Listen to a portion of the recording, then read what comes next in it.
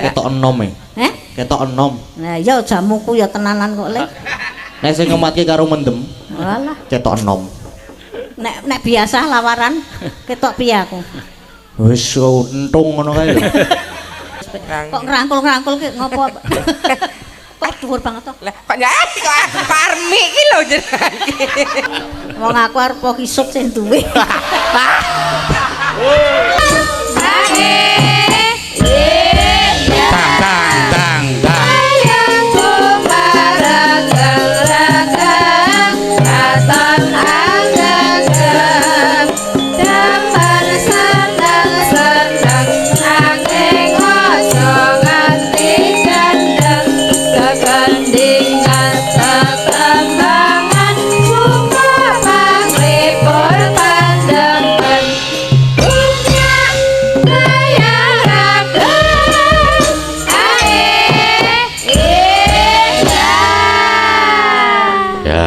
Sini.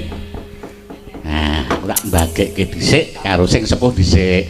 Sugeng dalu Mbak Mimin. Injih wilujeng dalu. Wah, jan lagine pirang-pirang panggung ora iso sowan bareng sowan ya sih ketok kenes kaya ngono. Injih, lah kok mriko karakter kok yo karakter. Kenes nika mung jroning nglati, nek babakan sanes-sanesipun ya ijek lugu. Nggih. Mboten nika-nika. Jane kula nyawang wong lanang itu ya grisi kok nek nyawang wong lanang. Lah grisi pripun? Ya grisi to nek karo wong lanang nyawang wedok niki malah sok-sok kolo-kolo enten hasrat. Nggih. Kira sak nika kok ados ngaten. Sugeng dalu Mbak Lipo Macange. Nggih. Wah, iki jan tetep saben bengi aku yo nyimak YouTube sampean yo laris tenan. Matur sembah nuwun menika nggih sowan wonten Argosari Sedayu. Iki dukuhe ya Sedayu, Nok. Oh iya ta. Iki ana sendange ning kene iki. Dadi aku seneng banget sowan rene, Lek. kok isa. Lagi mudhuk wae kendaraan. Wis dijegoki ngasu aku ki mau. Ayo pancen oke sing padha ngingu segawon kene. Yo alah aku. Berarti apa poe gumantung perilakumu atase kewan iso biji. Ah sing jinjo Mbak Ayu mau wong dheke fobia banget to. Leh, Wah, jan dicerake gek didilatih wis kipo-kipo wedi banget ya mau. Kak wedi ki piye? Dilatih kok wedi to nek aku kok seneng ya. wong edan. Oh. Nek diceraki kirik ki aja wedi. Lho. Contoh aku. Oh, tak goleke mrica nek aku. Aku dhisik rak tetake pindho. Pindho. Aku dhisik tetak neng Bong Supit. Bong Supit. Lanang. Lanang. Neng Bong Supit ngupit Ngupit Klaten kuwi rak Klaten, terkenal. oh, terkenal. Aku neng kono kon nglekar digoleki perabote iki walah mbok sak jam ki ora kecek lagi ndi sing ditetaki kok ora eneng ngono. Aku karo bapakku bali mulih. Wirangan wis dadi tekan ning kono biasa jaman suwane tetak lek ngeterke wong sak desa to. Tekan kono digoleki barange ra ono. Bali mulih terus golek Bong Supit meneh ganti dokter. Dokter iki wedok. Wedok. Nah, kuwi urung diapa-apake lagi didemok pupu kuwi langsung tolang-tolang ki lek langsung. Bosok. Padahal wong Supitan iki paling umure agak 12-13 kok wis bebeki. Lah piye to? Apa pancen kowe iki kecile pawan begenggek ya priye? Aja kaya kowe. Kowe no nek Ya aku jek menciri dijek ketok lho arep umure meh 50 ning ya jek angel lho wong 50 jek energi kemayu kenes iki lho. Mbok kelingan pas loro gak ini lek kok kementel murah umum. Aku aduh. Apri gur ngene iki. Dine iku jenengan iki ya miyati ya. Kudune gak sehat to, Lek, semangat, maem sithik ora. Kowe pengen urip apa pengen mati? Nek pengen mati aja mangan. Dadi nek rumah sakit iki kowe pengen urip apa mati? Gur ngono kuwi bola-bali. Mbok maem sik sithik-sithik. Gak jenenge wong lara niku ora psikologisnya kan nggih to pikiran itu kan ngendi mangan lara ra mangan sanca lara nggih niku kata-katane kowe jek pengen urip apa armati aja mangan gur ngono kuwi terus nek akhire kowe gelem mangan to lah kan tertindas kok beda to ketok emang gerakan kok maknane beda ya ngono lho nganti menggeh-menggeh merdeka pisan kok menggeh-menggeh langsung oleh aja lho Le aja ora semangat sehat bon sehat aja lho Le aku ki melang-melang kira-kira judeg gawe bingung dah mari tolek aku bingung angger wayah mangkat golek kanca ngono nek apa nek malam minggu ngerti ra Nggih, kanca rame dagelan banget. kabeh pun medal Nggih. kanca yoga kanca sinden kabeh do medal dadi ler golek kanca incek niku nggih rada rekaos iki timah-timah ya no aku wis matur panitia kula sak tekane nggih Pak anu kula mengke dumugi jam 2 mawon aku ya ngono kuwi Biasane kowe jam 2 ki laris-larise lho. lah iya kok bablas nang monjali ngono ya Bri tapi Sepi. saiki kidule kas dibangun apa dadi bingung golek area Lho tenan to kandhani kok. yo Wonten ya, pamundutan Nggih, tak ngaturke geten. wonten ning ngaturi Mbak Apriki karo Mbak Mimin Nggih, dhisik. Ngaturke apa nggih. dhisik? Aku ora ngarani apa. Mbok menawa maneh jero ana sing pesen karo Mbak Apri utawa Mbak Mimin. Sing pesen ra. Resake apa? dereng kula mung dipeseni Mbak Mimin gandeng jangan dereng sepadar kata mengke mang bungkus ayam niku kalih misuun niku nggih aku yang suguhane panitia luar biasa Nggih. wis sembah nuwun ibu-ibu Umume wong lara ki ora doyan mangan nek karo panganan kok ngiyip bae lho kowe iki. nggo dodok lawang ku sesuk sarapan Sing lara ki sing lara anu nek lambene ra lara Ora ya lek. Laman reka sata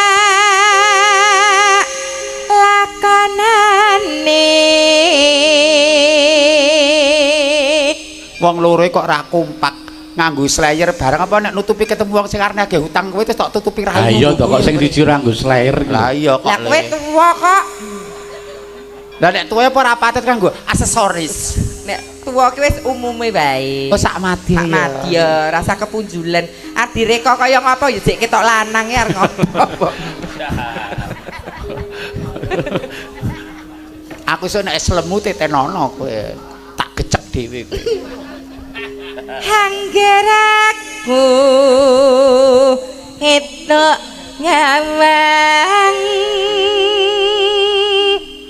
wong ayu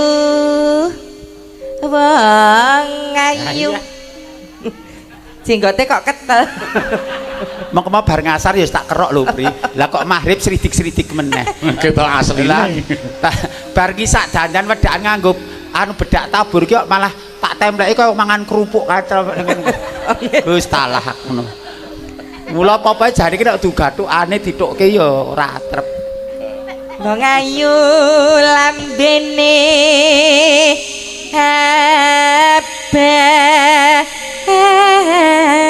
abang Pak Tusio mirsani napa to Pak oh ketoprak Jepang ora mosok Pak Tusio kok tontonan nom-nomane ngidapi-dapi saiki rada lilih trik rekote jaman nom-nomane wis ngentek-entekke kowe termasuk korban yo aku capet-capet apa iki apa kudu aku kan dhisik kan aku rung nderek warga laras jaman dhisik tadi ya dhisik mana hadap gitu nek saiki yo mati-mati oh kae koncoku ora yo mundur yen mati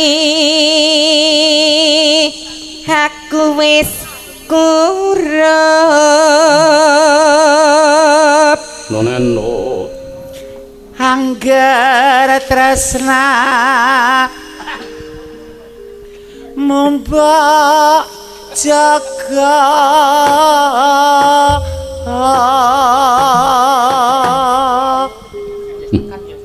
Ya sik nyarep bar gerah nyatane ya suarane wis isih. over kula niku kungkung swara kula niku iya Mbah Kakung Maksude kong ki landung landung Mbah Kakung.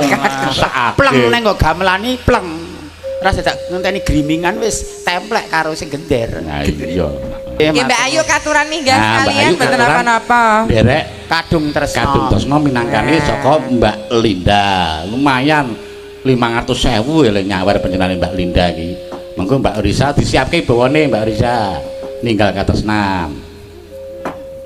Mbak Ya. Ayu Nggih, sugeng dalu Mbak Apri. sugeng dalu Mbak Ayu Nggih, sugeng dalu. Sehat terus ya, Mbak. Amin. Aneh-aneh. Matur nuwun. Pokoke tertib, Tertib. dijaga makame. Nggih, aku ra tertib yo muga bojomu kok ndhisik sing ngejak ra Kok tertib. iso? Ngejake mulang sarak terus Kayu aja Mas. ngeyel kae. Fisike wong ki, lah nek kono rong botol ra apa-apa. Lah aku rong gelas wis tele-tele kok aku ya. teh Ra wis rawat to Mbak Ayu.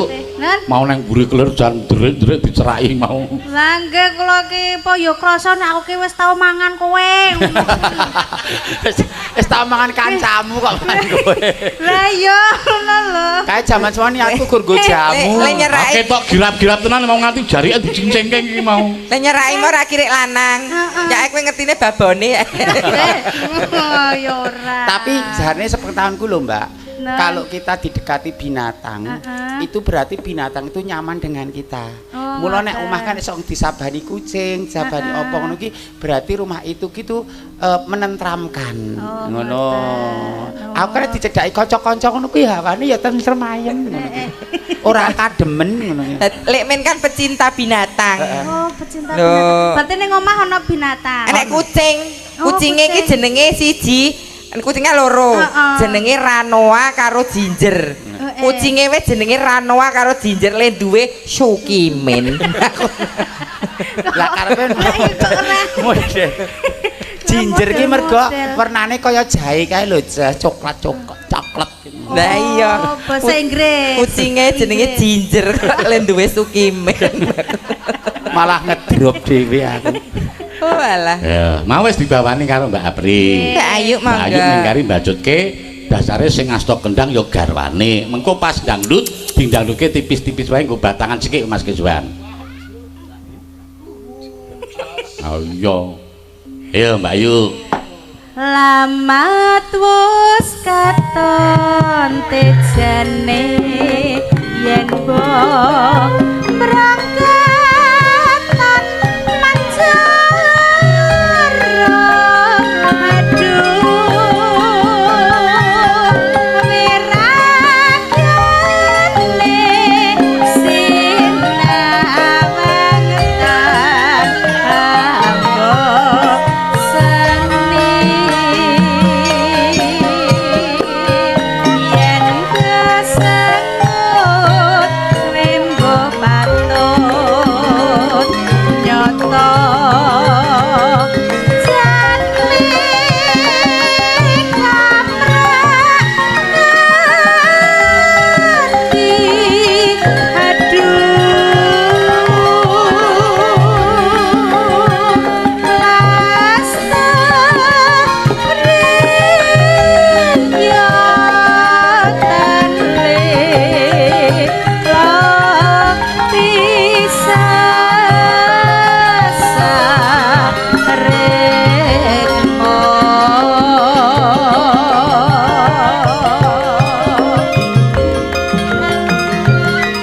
Nadyan bebasane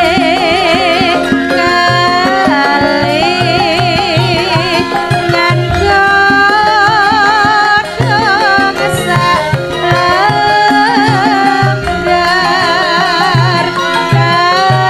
kangmas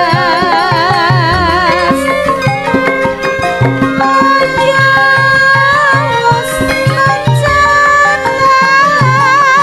rasa sengseng hatiku. Ye. Tak tak tak tak tak.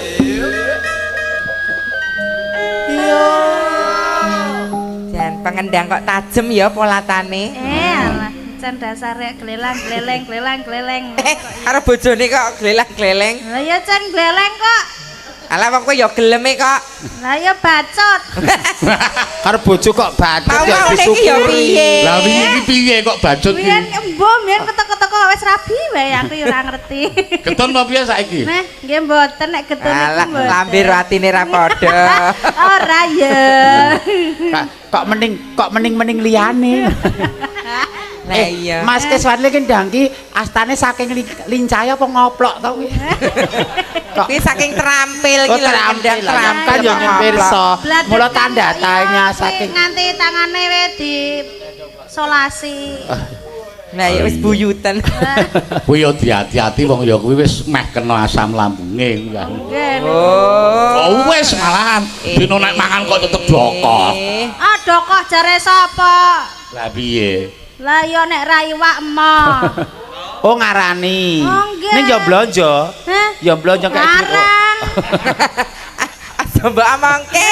Ora oleh ya. Ora oleh. Ya aku ora kok minterki ora kanca-kanca Wira Pradangga Pak Piai Kakung. Tugas mencari nafkah itu adalah lelaki. Nah, wi, Mbuh rungokke. akeh mbuh sithik paribasan kuwate sedina 50.000 ya 50.000 ora apa-apa. Kuwate 75.000 ya 75.000. Ning kudu wajibe ngekeki bondo ngekeki kaya nggo bojone. Nah, wi, Ewadene bojone iki payu nyinden, iso golek pangan, iso bakul ning pasar, kuwi gur nggo tambah-tambah aja malah sing lanang ungkang-ungkang sing wedok dipetheklekke golek pangan niku. Rungokno. Ngrungokke.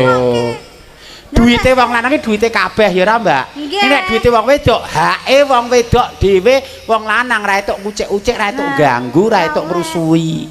Hukum agamane ngono kuwi.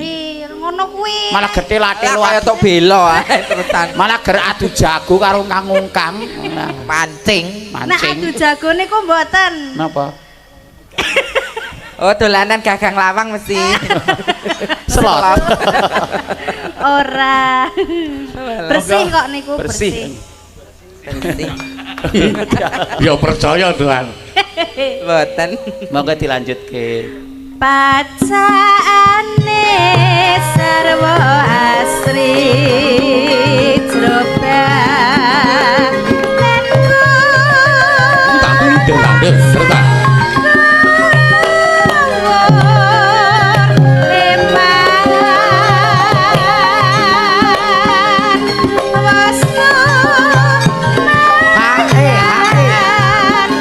Iya. Yo dangdut tipis-tipis Mas. Ayo yo yo yo yo. Jas marga laras.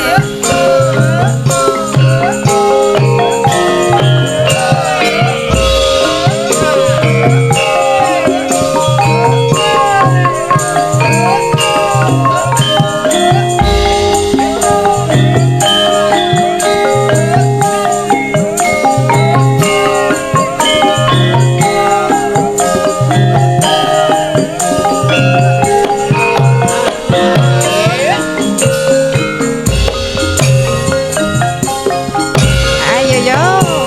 Lamat wis katon tejane yen berangkatan manjarang aduh wiragane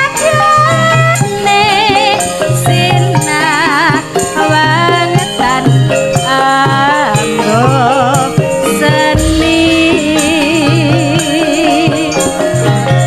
yen rasanut rimbuh katut nyata jane kaprak ati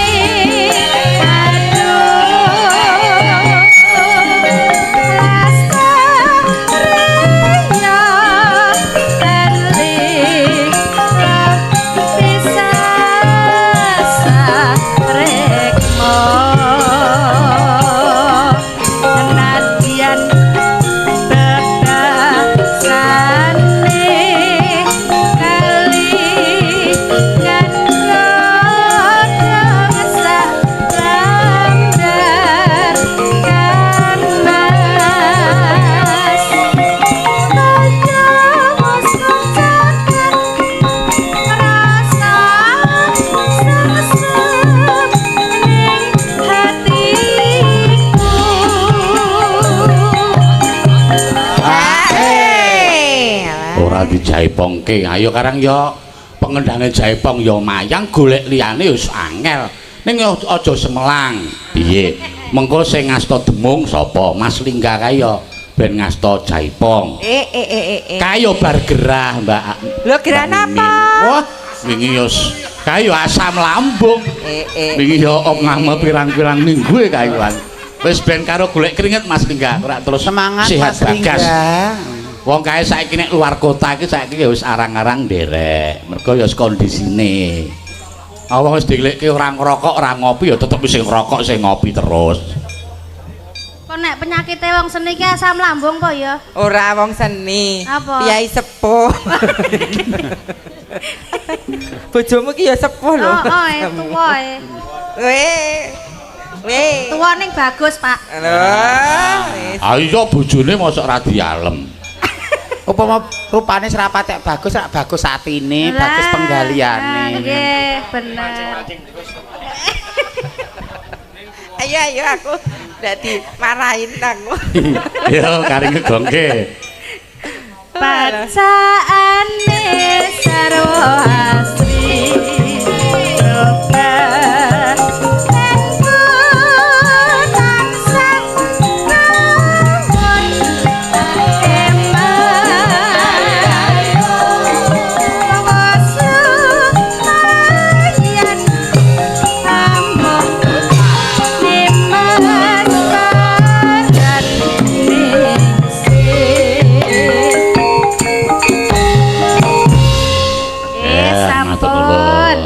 Yo Mbak Ayu iki wong aku mung sak dermo dititipi karo Mbak Linda.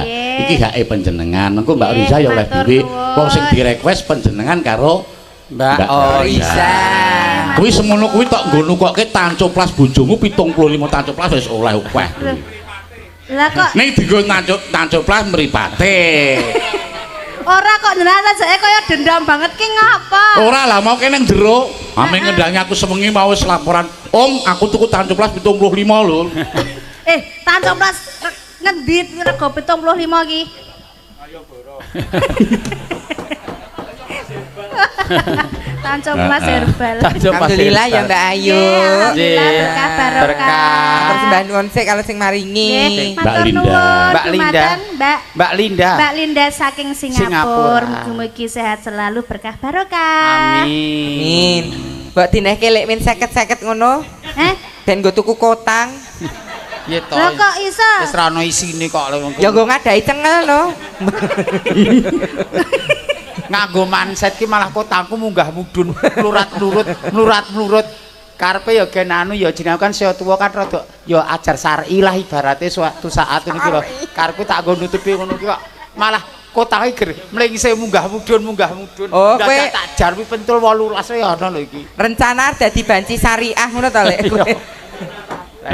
Ayo yuk Prastiwi jumeneng bareng karo Mas Gading rene cepote nganggo bal-balan Mas monggo Mas. Tek dutek. Drame rong. Yo, tak bukan sekolah aku. Tek dutek.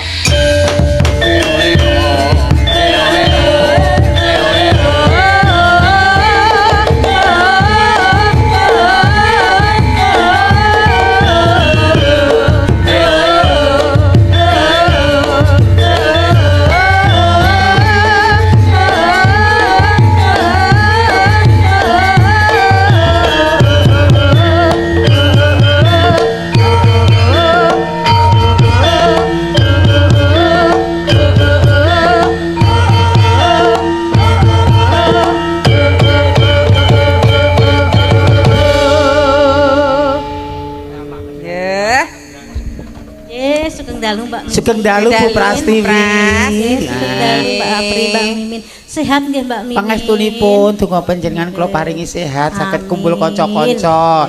Nek ati seneng menika obat, nggih to. Apa meneh nek asam lambung ki pikiran sithik mesti munggah. Nek ketemu kanca sing nyenengke, nglipur ati, ngoten kok dadi lan sehatipun pulihipun. Amin, mugi-mugi sehat seterusnya. Amin. Kula nangis sih krungu kabar jenengan sakit.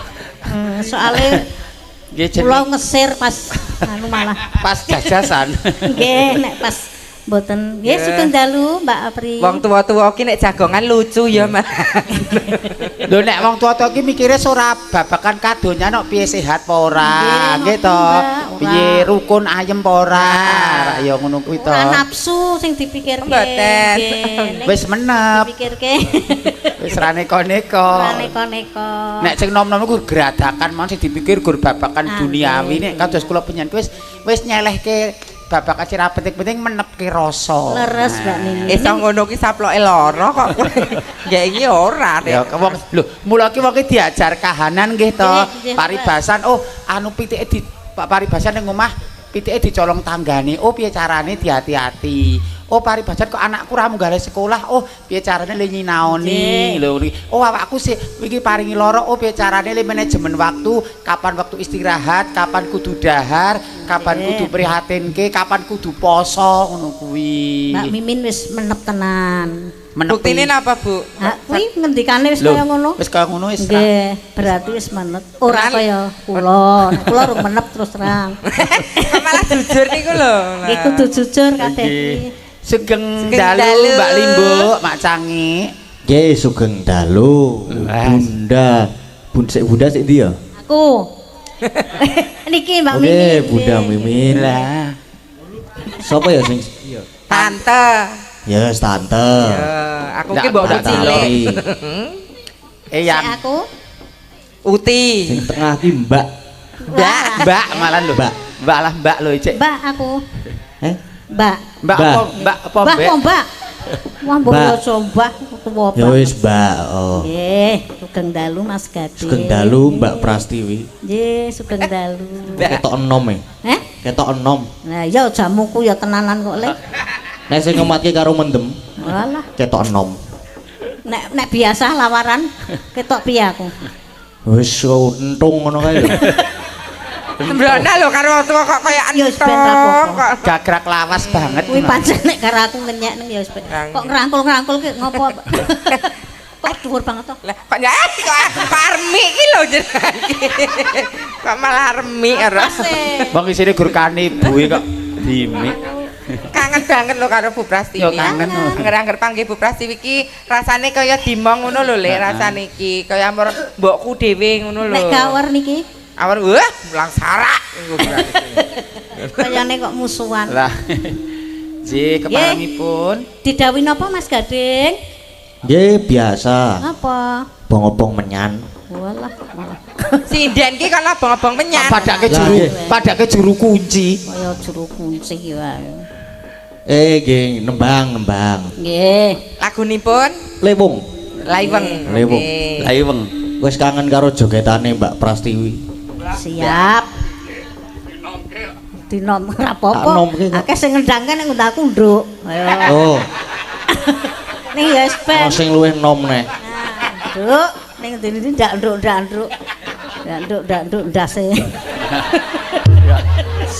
Ya kudune senior ya dipilah Jenengan iki kok nggih. terus nesu ku lho. Nek ning ngarepe wong nduk niku nek nganu ngunekke tuwa. Larani ati to kuwi. Nggih mboten lho jenengan iki diketok-ketokke tenggen umum nek jenengan iki tesih enom dinduk-nduk ngoten lho. Ning kok nganu nek wis ngenyek ngono tuwa. Lho ati tulus nggih nek enok ya enok terus nggih. Lah anu Pak Santoso nek ngundang kula niku wok ngoten niku.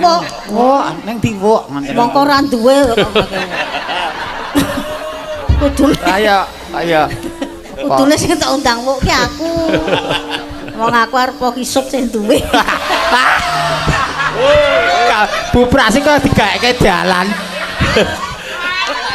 Malah Maksudnya kulite, Mbak. lah nggih, jak de kulit lho. Jangan salah Ora kaprah. balung. Aku ora melu-melu. Ora mau balung tok ning ana kulite nggih to. Ya Allah. Balung tok darane tengkorak kan ana kulite nggih Bu. Lah bener kok. Pikirane penyanyi sing do mikir tekan ngendi-endi. Keriput. Aku malah dosa rumangsa gaweke dalan. Didut katut. Weh, lah malah ngancari ya. Ya sok katut barang ya, Mbak ya.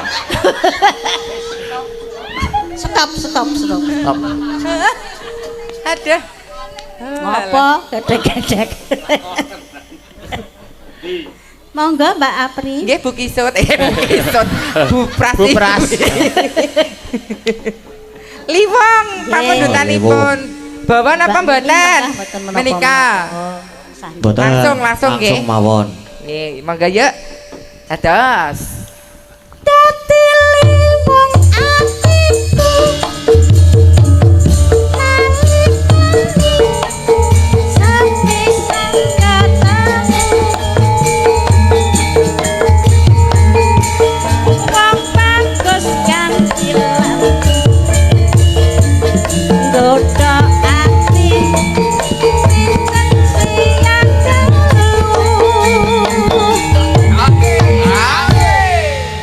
Siap joget nggih Bu? Siap.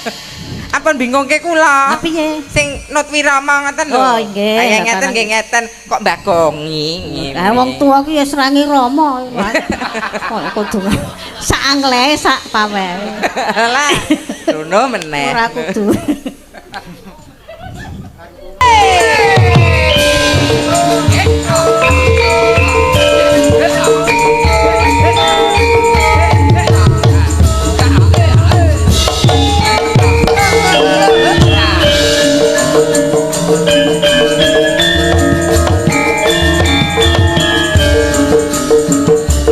Asik ya.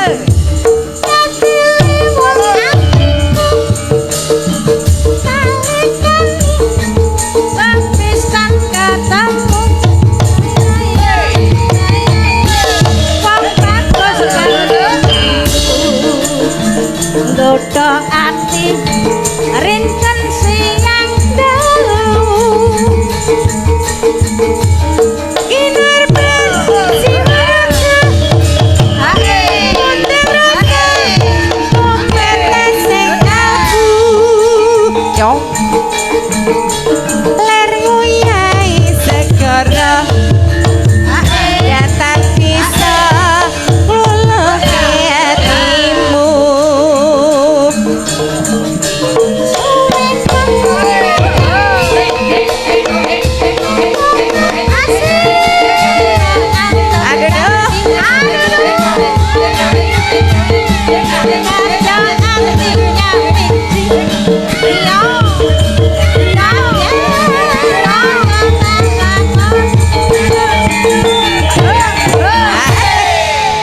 Yo elak. Elok tenan. Lho. ora ngerti kok kowe Le. Tenang, energik. Lho, kowe ora ngerti kok, Le. Bu Prastiwi rumiyin kan anu penyanyi purawisata. Lho, kowe rung lahir zaman semono. Lho. Munggah Yang salon pemain ngene. balet tok. Kok pemain balet. Sikilku munggah salon. Biyen. Heeh. Gek kathokku semene Le. Ya saka ngisor ana sing nyogok. Nganggo cuthik ning aku ora apa-apa. Seneng, Bu. Nggih malah seneng.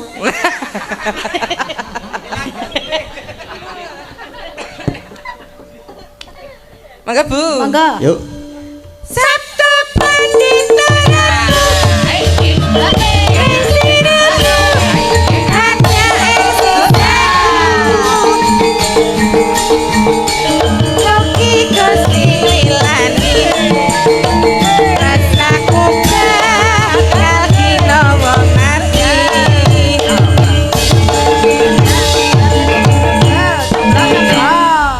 Nggih, sampun. Nggih, matur Yes, nuwun. mbak nuwun Bu Pras. Wis iki ngene wae.